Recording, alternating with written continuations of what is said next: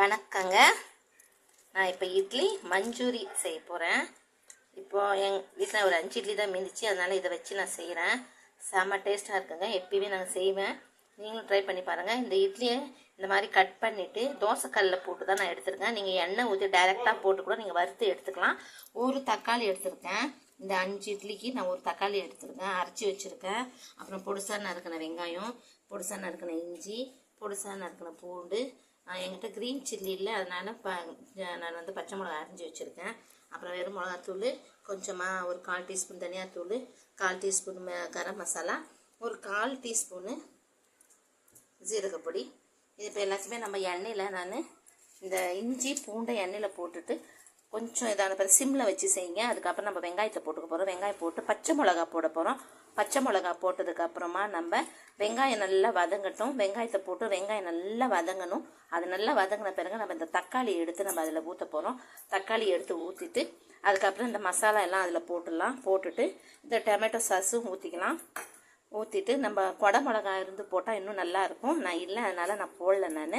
நீ கொடை மிளகா போடுங்க.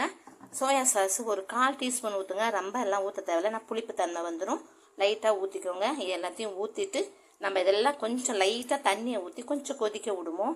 ரொம்ப தண்ணி ஊற்றாதீங்க, லைட்டாக தண்ணியை ஊற்றி கொஞ்சம் கொதித்த பிறகு நம்ம இந்த இட்லி இருக்கு இல்லையா, அதை எடுத்து போட்டு நம்ம செஞ்சோன்னா கொத்தமல்லி தழை தூவிட்டு இறக்கி பாருங்களேன். இட்லி மஞ்சூரி செம்மையாக இருக்கும்.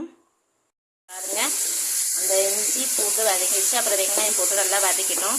அந்த தக்காளியை போட்டுங்க பாருங்கள், நல்லா எண்ணெய் பிரிஞ்சு வரணும். தக்காளியை ஊற்றி எண்ணெய் பிரிஞ்சு வர நேரத்துக்கு நம்ம மிளகாய் தூள் அந்த மசாலா பவுடரெல்லாம் போட்டுக்கிடுவோம். போட்டுட்டு சோயா சாஸு கொஞ்சம் லைட்டாக ஒரு 1/4 டீஸ்பூன் ஊற்றிக்குவோம். அப்புறம் டொமேட்டோ சாஸு இது எல்லாத்தையும் போட்டு லைட்டாக கொஞ்சமாக தண்ணி ஊற்றி வைப்போம். எல்லாம் போட்டாச்சு. உப்பு போட மறந்துடாதீங்க. அந்த மசாலாவுக்கு தேவையான உப்பு மட்டும் போடுங்க, ஏன்னா இட்லியில் உப்பு இருக்கும். கொடை மிளகா போட்டிங்கன்னா இன்னும் நல்லாயிருக்கும். இப்போ இதை கொஞ்சமாக தண்ணி ஊற்றிக்குவோம்.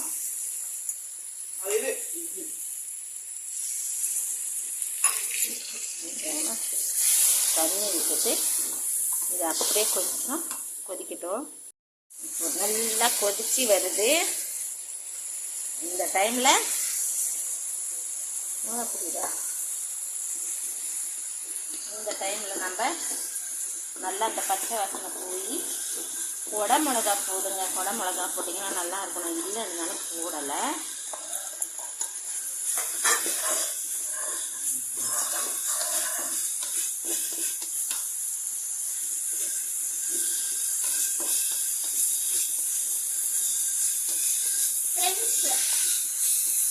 எப்படி இருக்குன்னு சாப்பிட்டு பார்க்க போகிறோம்.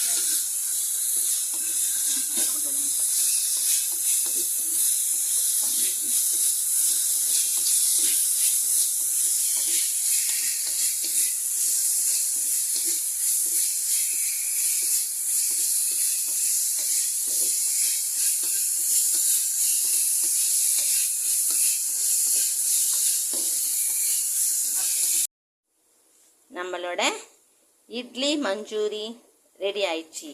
மேலே கிறிஸ்பியாகவும் உள்ள சாஃப்டாகவும் செம்மையாக இருக்கும்.